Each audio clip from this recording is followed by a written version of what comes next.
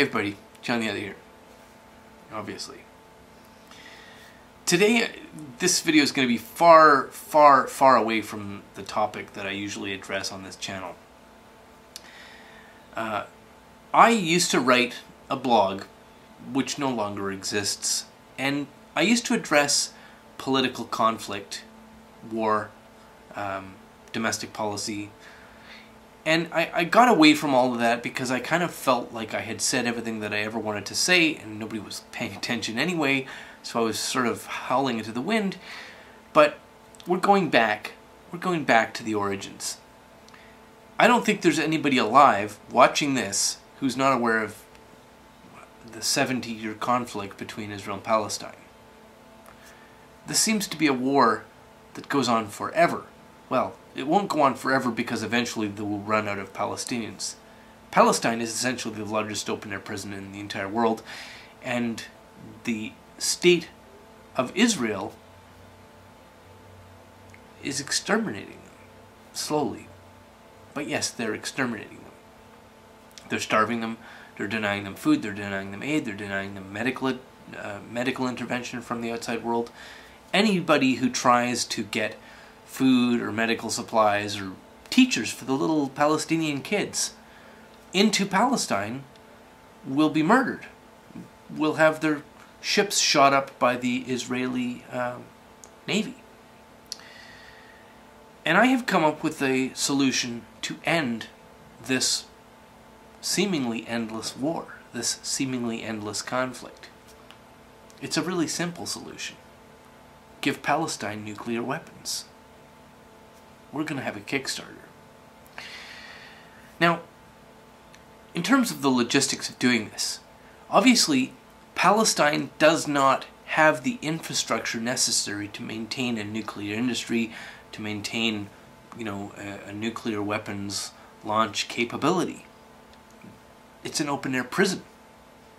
So, much like anyone else who wants a piece of high technology but doesn't want to actually run that technology themselves, I'm going to use the analogy of a web server.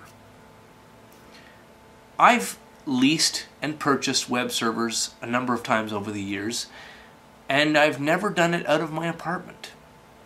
When I buy a web server and have it hosted, or lease a web server and have it hosted, I have it hosted by a company that specializes in doing that, has redundant power supplies, has a great big fat internet connection, has a whole bunch of technicians on hand so that if the server glitches up, I can pick up the phone and have them put that motherfucker back online.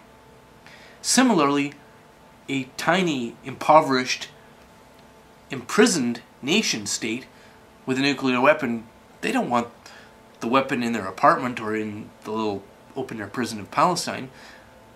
The nuclear weapon should be hosted in some neighboring nation. Now, the obvious choice seems to be Iran. Iran also wants nuclear weapons, and this is a good excuse for them to get them.